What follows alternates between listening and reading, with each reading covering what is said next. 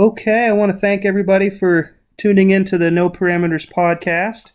My guest today has been acting for 20 years, has proven he's one of the hardest workers out there with an extraordinarily high work ethic and drive in the pursuit of his dreams and passions. His filmography is just too long to name them all, but has appeared on stage, movies, and had roles in some of the biggest shows on television. He has shared the stage with the legend Snoop Dogg, had scenes with legends like Betty White and Steve Martin, and played the character Oscar on one of the biggest television hits in the world, The Walking Dead. He's a writer, has been a spokesman, a guest speaker, a motivational speaker, the host of a cooking show, and if all that isn't enough, has created a comic book entitled Devil Row. I want to give the warmest welcome to our guest today, the unconquerable, the unshakable, the incomparable Vincent M. Ward. How we doing, man? Man, I'm like, wait a minute, is that me he's talking about? That is you. That is you. I've seen the stuff you've been doing, man. I'm a fan. I'm definitely love what you've been doing. So I appreciate. You know what, Mark? Sometimes, man, you forget what you've done. This is like you was naming some stuff. I'm like, oh yeah, that's right. But yeah, man, thank you, brother, for having me on your show, man. Much appreciative. You definitely. So we're just gonna get right into it. I know that you were born and raised in Dayton, Ohio, and I want to take you back there a little bit. What are a couple of your favorite memories growing up in Ohio? You think of anything? Besides my family, just actually playing basketball, man. It was some tough competition where I came from, and the crazy thing about it, the people that was the toughest people to play ball against were actually drug dealers. Oh man, I know. Yeah, I'm sorry. But you know what, man? I understand people do what they got to do to survive in life. Absolutely. And these guys, honestly, were some of the nicest guys you ever want to meet. Most down to earth. But sometimes people just, they make bad choices in life. And the choice they made to survive, to take care of family. I'm not knocking it, but I'm also not, saying it's a good thing to do. Of course. But there was some of my toughest competition back then, and I learned a lot from these guys. And a lot of times, when they look at you as being a good guy, they don't try to get you to do the things that they're doing. If anything, you should learn not to do those things. And I think with my parents and my family, I had that guidance not to step in that part of life. Right. That's very well said. And that's true no matter where you come from or who you are or whatever. I mean, those sorts of things are out there. And, you learn you can't judge a book by its cover. And you could definitely learn some major lessons from anywhere. So that's very true. And I said it about guys and women that are in prison or in jail. Just because they're in prison or in jail doesn't make them a bad person. They just made bad choices or bad decisions in life. Right. We all have our share of bad decisions in life. We've all done it. So can't knock that. So when you were a kid, did you always want to be an actor from a young age? Never thought about it. Never crossed my mind at all. But I always had the entertainment blood in me because I used to win a lot of dance contests, and I used to play basketball. And sometimes I would incorporate the two, through the dancing on the basketball court, which my coach at that time, Jim, stated he hated it. But I used to like that feeling of how the crowd reacted, to me getting and coming down the MC Hammer dance. I just loved it, but I never thought in my wildest dreams that I would ever become an actor. I didn't think about that until I was maybe 27, 28 years old. Wow. So now I know years ago, I know at one point you had been let go from a job that you had. I know you were successful in sales, and I know at one time they were trying to call you to get you back, and that was around the time that you saw your first play, and you say you fell in love with acting at that time. Yeah. Do you remember what the play was that made you fall in love? It was with his name was Chapman. Living the Dream Theater in Columbus, Ohio. And you never know where your journey starts. I thought I would be in the NBA. To tell you the truth, coming out of high school, I received letters from every college that you can think of about coming to, getting a scholarship and coming there to play. But I didn't want to. I wanted to travel with my rap group. So I went from my rap group to not making any money to going to college for a couple of years, then going in summertime, going to General Motors, working for General Motors, fired there for like I heard my job. And then I went to the job that you're talking about, which was Champ Sports. And from Champ Sports, yeah, I say fired for no reason, and then going to see that play and fall in love with it. So what we might think is a negative might be a positive to really and truly push you into what you should be doing in life. Right, you never Because know. our talents, it's not for us. It's for other people. We're supposed to bless other people with our gifts and talents. That's why we have them. Yeah, yeah, I agree. I agree with that wholeheartedly. How does it? How can you help other people, and what can your gifts do to help the people around you? That's well said. So Yeah. was that when you fell in love with that play? Would you say? I guess that was the turning point in your life when you said, this is what I want to pursue. 100%, man. I sat there and I had never even seen a play in my entire life. And I sat there and I was like, I can do that.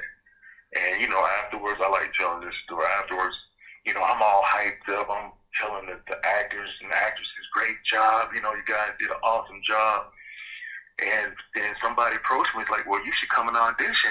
We're having open auditions for the theater company. I was like, all right, but what's an audition? He said it was like an interview. Right. And I went and auditioned, and I can honestly say I wasn't that good at it, but having that competitive blood and that entertainment blood in my, I vowed not to be the weakest link in the chain. Yeah. So, just start practicing. But it's crazy. I don't think I've ever said this in an interview, but the only way that I can remember my lines is for me to drive around with the script in my lap. That is awesome. Yeah. Is That time in Ohio, I was like, man, because I'm like, if I can focus on these lines and focus on this street without crashing, I think I can remember these lines. right. Because that's like when you're Exclusive. I never told anybody. I feel I'm privileged, but that's so true. Like, because when you're driving, you're on autopilot a lot of times, and it's just like your mind is working in like all different ways all at once. If you can remember your lines while you're driving, you can remember your lines anywhere. So that is so funny. I love it. So I remember you'd said that you were just saying that Limited Dream Theater was the theater where you started. How long were you working there on stage? Do you think?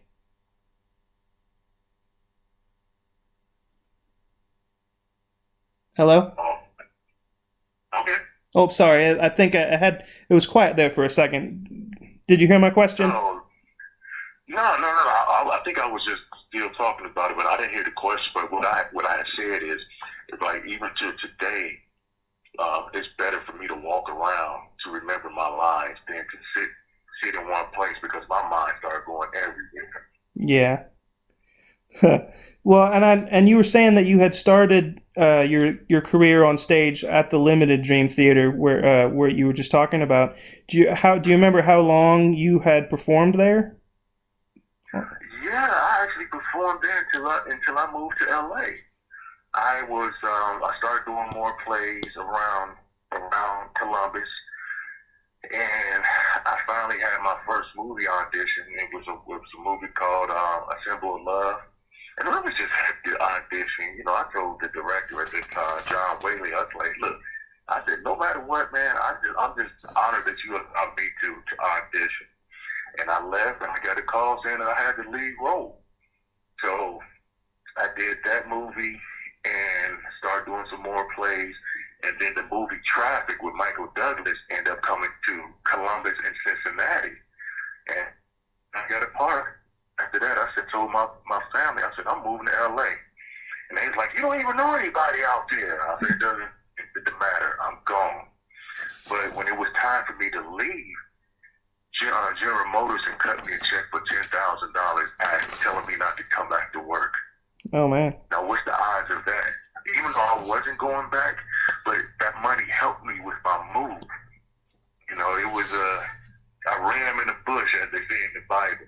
You know, it was something that, you know, that you have been worrying about before, and then I end up being a blessing to you towards your future. And 10,000 was a blessing. And even before I started doing all the other stuff, Champ tried to give me my job back, and I had told him no, because I found something that I love to do. Absolutely. That's a big move from Ohio all the way to California. I mean, that's incredible. Especially not knowing anybody. The closest person that I knew, and I stayed with them for a couple of weeks, and they lived in San Diego. And I didn't realize San Diego was like 2.5 hours away from LA, but every day I would drive to LA and try to find me, you know, a place. Right. So, and I know you had said in the past that you did not pick acting, that it had picked you. And do you think that that's true for passions or dreams in general, that they pick you? Yeah, because sometimes we give more effort towards stuff that we really not going to use or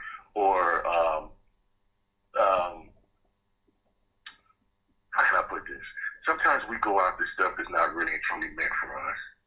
Yeah, you know, who shoulda, coulda, woulda for the basketball thing, but it didn't work out. I found something that I love. And the reason why I say it picked, oh my God, it's that guy. And the reason why I say it picked me because I didn't see it coming. Oh, I'm sorry, Mark. Hold on 1 second, bro. Sure. Sure.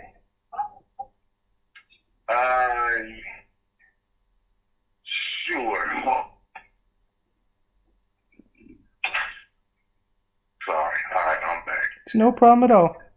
Life goes on, my friend. So is there any advice you have to anybody out there that's looking to uncover their own passions and dreams? Like, I mean, you've been living it, made the big move. Any advice for somebody just starting out? Whatever you do, take it seriously. Be professional.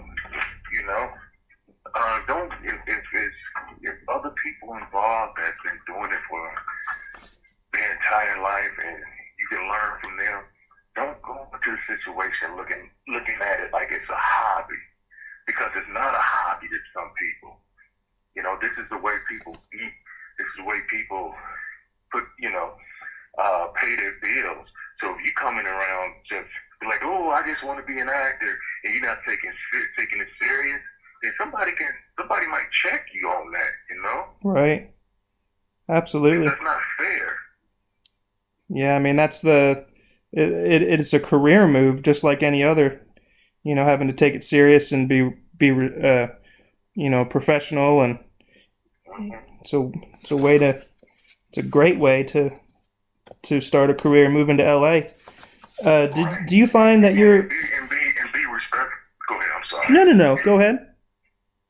And I was about to say you have to be respectful and professional of other people's time.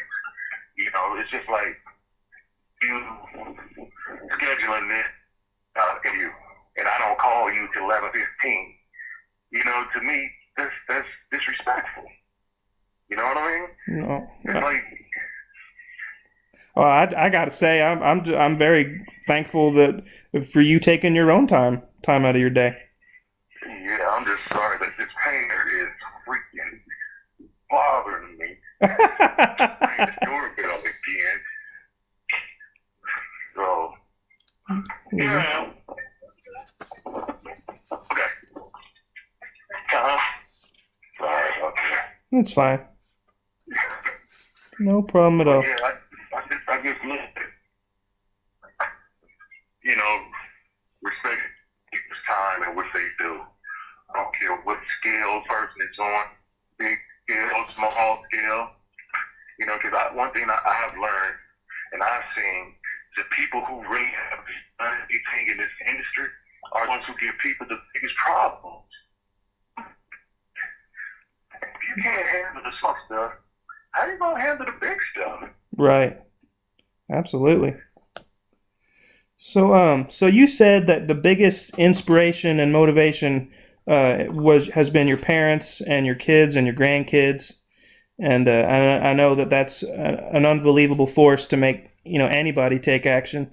Can you tell me on a professional level, has there been anybody that's been a big inspiration for you, or like a mentor at any stage? Um, for a minute there, I have to say Terry Crews. He was an inspiration to me for a minute there. Him and Ernest Thomas. Ernest played Raj on What's Happening. Yeah. And the reason why is because they've accomplished so much, done so much in industry, but they are so down to earth. They are so humble. There's nothing that they wouldn't do for anybody. And, especially Ernest. Ernest, I consider Ernest as a good friend of mine. Somebody that I look up to, that I respect, not only as an actor, but just a person in general. You can have people can be great actors, but if they buttholes outside of the set or the stage, then I kind of lose a little respect for them. Oh man, yeah. It shows. It shows. You can't hide when you're a jerk. I don't care. I mean, it shows. Yeah.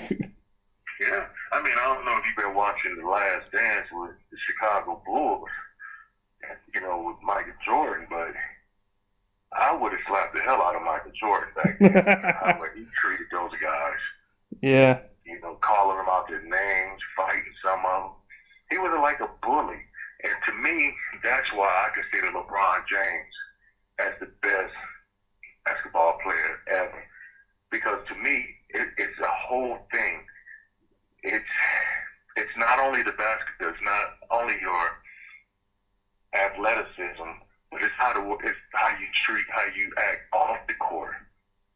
So that's why I consider LeBron is the best, even though you didn't ask, but I had to say that. Right. No, it's how you conduct yourself, especially how you conduct yourself when nobody else is watching. That's Sooner or later it comes out. Absolutely. So, switching gears a little bit, I know that you've been working on a comic called Devil Row, and you said that in the horror genre there hasn't been really another black killer since Candyman, and really that's true when you consider it in the horror genre itself. It in the process of making that comic, would you consider this main character to be like an anti-hero, or is he like a straight up villain? He's like a vigilante, to be honest with you. He's not, even though he's going to kill the hell out of people, but he's not just doing it just to be doing it. He's doing it for a reason. He's doing it because people are calling on it, because people are being bullied, because people are killing innocent people. He's that type of person. Then he's more, and the reason why I say that whole thing about Candyman, one, because it's the truth. Absolutely. Yeah, it's the truth. And for me, the reason why I created it because I got tired of getting killed off of everything. I'm around getting killed, so I'm like, I'm gonna create my own thing, so I won't get killed. So that's why I created the movie. And then the comic book. Honestly, I didn't know anything about comic books, but then I kept looking, when I go to these conventions and going to like the different vendors, I'm like, Devil Row. Absolutely. The comics have a loyal following, absolutely. I mean, the Walking Dead comic book, as an example, has been around for a long time. And comics is an untapped resource. I think it's still a really good way to tell a story. I think that's an awesome way to go. Where are you in the process of this comic? Like, have you already produced a bunch of issues, or is it still kind of early on? Working with Scout Comics right now, and I'm just waiting for them to pull the trigger. To be honest with you, everything is ready. done their job, and they're just waiting for the right time to put it out. Right. And so just waiting on them. Do you think this is good? You know, with everything that's going on in the world right now, Oh, okay, yeah. do we really want to put it out right now? You know, so. Right. That's definitely slowed the process of a lot of things right now. This whole craziness going on. But I know that there was your movie Booze, Broads, and Blackjack that was filmed in Bakersfield. I know that I think this whole mess has sort of delayed that premiere. Is that right? Yeah, I mean, it had to. We had no choice. Right. But, I mean, you know, everybody was excited and ready to go to the premiere. And all of a sudden, we got to postpone. Right. But, you know, rather be safe than sorry, man. Yeah, I think everything's... Honestly, I think if they would have still had the premiere, I don't think I would have gone. Right. It's just a responsible thing to do. You know, I think everything's eventually going to come back strong, you know, come back better than ever. But I think for right now, I think it's clear y'all made the right choice. Yeah. But, I mean, but people are rushing to come back. And I don't understand. It's like, look, what happens if you get sick? There's nothing. Right. Well, there's nothing to cure you right now, except for, you know, hopefully this ain't your time to go. But that's on people. You know, I know, you know, like I told you before we start recording, I had just rushed home because I had to go to Home Depot and Target. And every time I go in a place now, I feel kind of strange. Even though I got a mask on, and then 9 times out of 10, you can barely breathe with that damn mask on. Oh, man. And then I was chewing gum, and the good flavors was going up in my nose. I'm like, I'm suffocating anymore, man. Let me spit this gum out. It's true. And then for the people that wear glasses, those then wearing a mask, that thing they don't think about, the steam, wearing a mask, it rises up and fogging up everybody's glasses. Whole other thing we never thought about. I saw something the other day. The guy said he had his hands covered, had his mask on, and he was on the plane, and he thought that the virus might have gotten him through his eyes. I'm like, what? Say, come on, don't tell us that. We're just doomed, but right. You know. I think everything will go back to normal eventually. We'll get there. Yeah. So you've done a handful of great movies recently. You're constantly moving and doing. I recently watched the movie Encounter, and it was released in 2018, and I know it won a Best Indie Sci-Fi Film at the Film Thread Awards, and it's currently out on DVD and Blu-ray for anybody that's interested. But just briefly, it's about an otherworldly organism that crash lands on Earth somewhere around North Carolina, and a group of grief-stricken friends that have to overcome a recent tragedy and face their fears. And it hits a lot of topics like overcoming grief and faith and fear. It had a great cast. I think Luke Hemsworth brought a subtlety to his character that was really effective, and your character had a lot of good back and forth dialogue throughout. And your character you played was named Marcus Doyle. I was basically playing myself. You think? That's exactly the way I would act. That's like what my next question was going to be. I was going to ask, like, you know, where, like if you related to that character, because, I mean, it just seemed like so real. Like, if something like that happens, you know there's going to be somebody, you know, well, most people probably, really, you know, the mentions of the body snatchers and all that stuff, like, that was so good. That was me. That was no acting necessary. That was me. I'm like, nope, I'm not touching it. But you know what, man? We had a great time filming that movie, and we're all still really good friends to this day. You really don't find that. No. Sometimes you film, and you know you might get cool with a couple people or whatnot, and you know you might hang out every now and then. But with that group of people, oh man, we have fun. We meet up in places. We do group texts, even though sometimes you don't want to be part of the group text. Oh man. But Paul, the director, he's the king of group texting, and he don't stop, man. Your phone just plays. But I had a great time, man. The crazy thing again, the way that this happened, me and Paul, we had met at a convention in Arizona, in Phoenix, and it was a flop. It was a flop. It was a big pain in everybody's butt.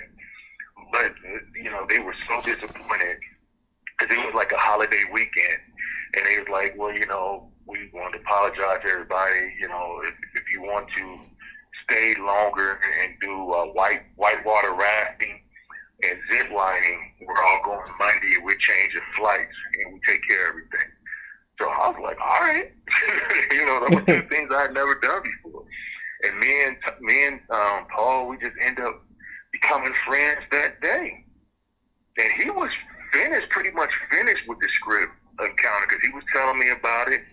And he was like, I'm going to write you something. And he ended up writing me in the script. And he ended up, he got a piece of my personality. And me wearing a chain with the cross on it and everything. He put all of that in there. Well, I guess it shows. It came through the realism and everything because you felt like it was pretty much you, and I think that helped. That helped the whole vibe of the story, I think. Yeah. So is the sci-fi genre, is that something that you just like personally enjoy? Have you watched much of it before? You know what, Mark? I just want to work, man. I don't give a damn what genre it is. No, I get that. It's just like I tell everybody, I don't put one show above another show. Even though people love The Walking Dead, but I don't put that above everything else I've accomplished, or that I might have coming up. Yeah, it's popular and it's still popular to this day.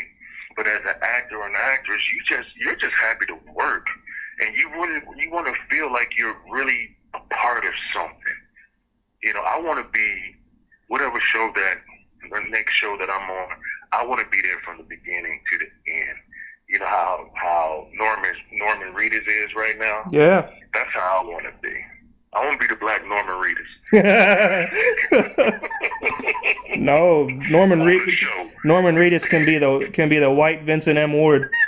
Well, no, he already there. He already done something that I'm trying to do. Yeah. Well, and and I've seen you do like comedic roles too. I think you have like a natural knack for like the timing. I think have seen you doing a lot of different roles and stuff. I think you've got a lot of talent, and I think if people are not familiar with your work, I think they need to get familiar. Absolutely. But you know what, man? That's really who I am. That's my personality. The whole comedy side, not being a comedian, but just trying to make people laugh, trying to make people smile naturally without, like, hey, being clownish. But that's who I am. I can't be the thug, dude. I'm like, I ain't gonna hurt nobody. I'm scared. Everybody base everything on my height and my voice, So it's like automatically think, oh, he's gonna be a tough guy. But the bigger you are, sometimes the softer you are. Not being like, you're not gonna fight somebody, but feeling like you're not gonna fight anybody because of your height or your weight. Because if that's the case, then you're just a bully. Right. Anybody use their height and weight to their advantage to try to scare people, you're just a bully. Absolutely. So and there's just so people can. There's some other movies that you've done recently that I want to mention. Mirror is a psychological thriller. People can. I love the Mirror. I definitely love Mirror. Played a pastor that had some serious issues. Well, and people can find that on pay-per-view right now on the Win Network. If anybody wants to check that out. Well, you know what? There's a lot of shows that's, it's like a streaming network. So that's the future. Yeah, it's probably the same amount as going to the movies, but it's a I enjoyed it. I enjoyed it. Bishop Wynn, John Wynn, he's doing an awesome job with his streaming network, the Wynn Network. That's just like the hotel in Vegas. Right. There's a lot of good content coming out of that network. Streaming is the future of everything. And the movie Stepdaddy, I think that's due out in June of this year, is it not? I don't know if it's going to be in June. It might be a little later, but that was one of my creations. Once again, it falls back into being a killer and not being killed. And it's kind of a remake from the old movie The Stepfather. Oh, yeah. So, yeah. So I'm definitely a crazy man in that. So hopefully people will enjoy seeing this is a total different side of me in this thing. I'm just insane. Yeah. So, I created that, and I created my traveling show called Conventioning. I saw that. I watched. I actually watched an episode of Conventioning just yesterday when you were at one. I can't remember. I think it was an convention in L.A. Yeah, it was LA Comic Con, and the other one was called the Disabilities Expo. And the Disabilities Expo really it touched me, man, for the simple fact that some of the simple things that we take for granted in life, like your shower, your toilets, putting on your shoes. This expo was all about people who had disabilities, but it was called the Abilities Expo, and it just pretty much showed you how people with disabilities survive every day. And there were so many different vendors there, from the vans, that they get, they change around so they can have get their wheelchairs and stuff on there, or if they had any kind of disability to show you how to, drive whatever disability you might have. I remember meeting this lady, and she was probably in her 60s, and she had just became blind like 2 months before we met. Wow. And she had her seeing eye dog, and she started a program to help people get seeing eye dogs. So it was really touching, and learned a lot that day. Learned a lot, buddy. That's incredible. Talk about somebody. Go ahead. Yeah, so that's it's pretty much what the show is about. It's not all about the celebrities. Yeah, we go to different conventions. It's over 14,000 different conventions in the world. But I want to make it about the people also. Celebrities already get enough, shine. I want to give the regular person some shine and tell me about your life and why you coming to this convention. And,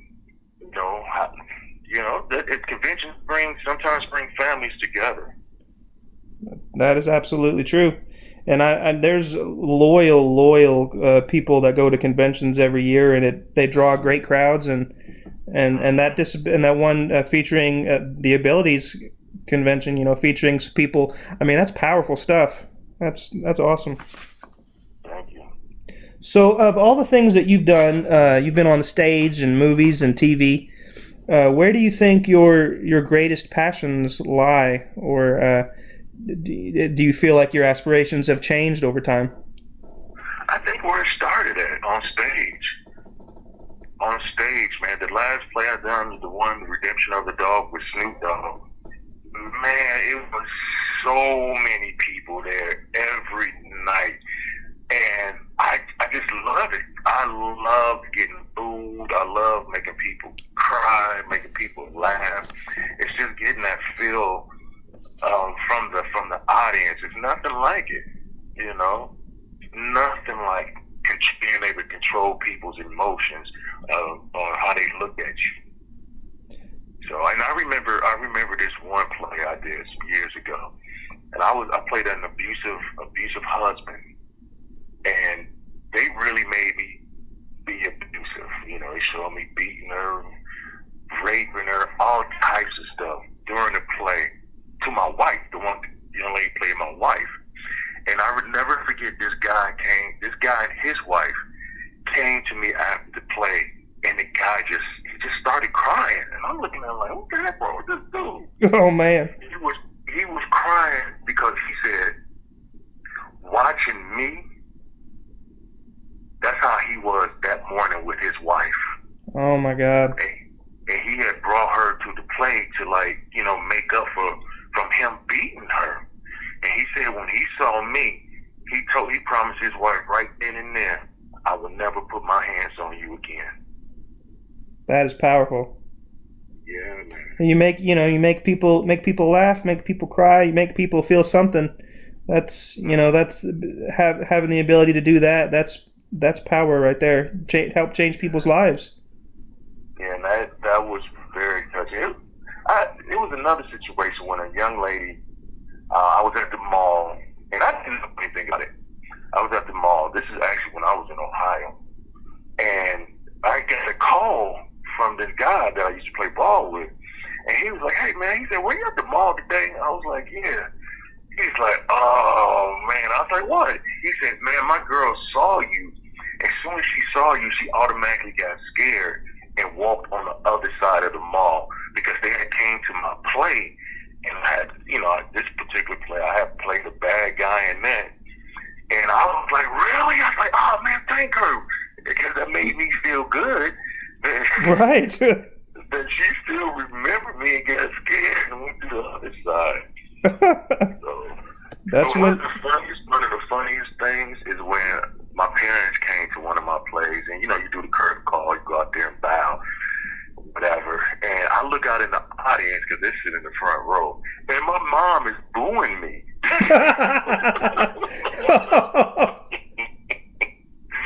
She's booing me with other people because I came out like I was still in character, looking mean mug in the audience, and they were booing me. So when they started booing, I smiled and waved at everybody, and they started clapping. But to see my mom boo me, that was classic right there. Man, you get your own mom to boo you, you're doing something really good.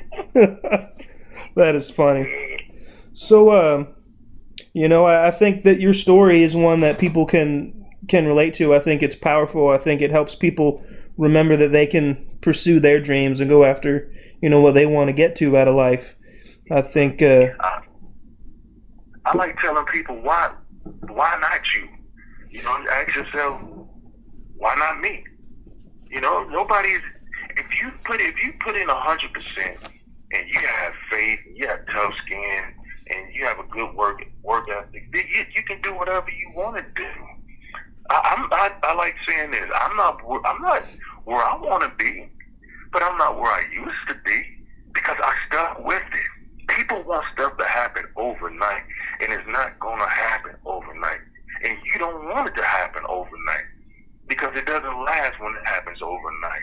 You want it when you work for it, or you in sweat and cried and boo-hooed about it, and then it finally happens for you.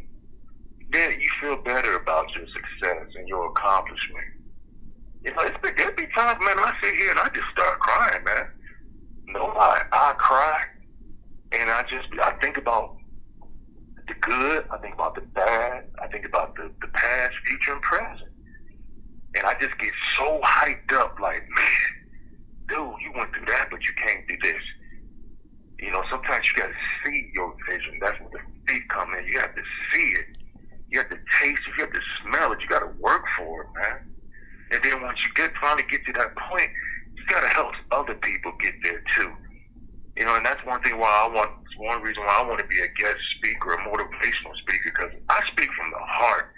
I'm not going to sugarcoat anything. I'm not going to BS you. I'm going to speak from the heart and let you know this is what it is. I remember one time I went and spoke at this high school, and I'm standing there. They didn't, it wasn't like I was getting paid or anything like that. And some of the students were on their phone. And I still, I said, I'll wait for y'all to get off your phone. I'm not here. I'm here for y'all. I said, the least you can do is respect me. No doubt. And the teachers zoomed over there and took the phones from them kids, man. It's all about being respectful, about giving back, turning problems into stepping stones and all that. I think That's a great story, man. I'm so glad that we were able to talk today. I really enjoyed our conversation. I think your story is very inspirational, and I thank you for taking your time to talk with me. Man, my pleasure, brother. Where can people find you? Man, social media, man. Vincent M. Ward, Instagram, Twitter, Facebook, and my website, vincentmward.com, and LinkedIn. I thought about doing that TikTok mess, but I can't figure that thing out. Man, that's the new thing now, TikTok. Yeah. But you are on everything. But I tell people too, if you hit me up and you ask me a question, just know you're going to get the truth. I'm not going to sugarcoat it. I'm going to be honest with you. And if I don't know the answer, I'll send you to somebody who can answer. Because I'm honored that somebody would want to interview me. I'm honored that somebody would, ask me a question and take into consideration my answer. I'm honored by those things. I don't take it lightly. It makes me feel good. Well, this Vincent M. Ward, one of the realest guys around. It's great to talk to you. I wish you the best success in the future and all that you do. And you've got some big things coming. Likewise, brother. You ever need me for anything, man, you let me know. And I appreciate you having me on your show, Mark. Thank you. Thank you very much. You take care. You too. Peace. Okay, bye-bye. Well, thank you, everybody, for taking the time to listen in. This was episode 2. Episode 3 coming up next. I'm speaking with my co-host, my co-creator of the No Parameters Project and the podcast. This dude is one of my best friends. He's like a brother from another mother. I'm going to be here with Michael Thomas, and we're going to be talking about his upbringing in Detroit. We're going to be talking about health and wellness and substance abuse and all sorts of other topics. So stick around, check us out. Take care, everybody.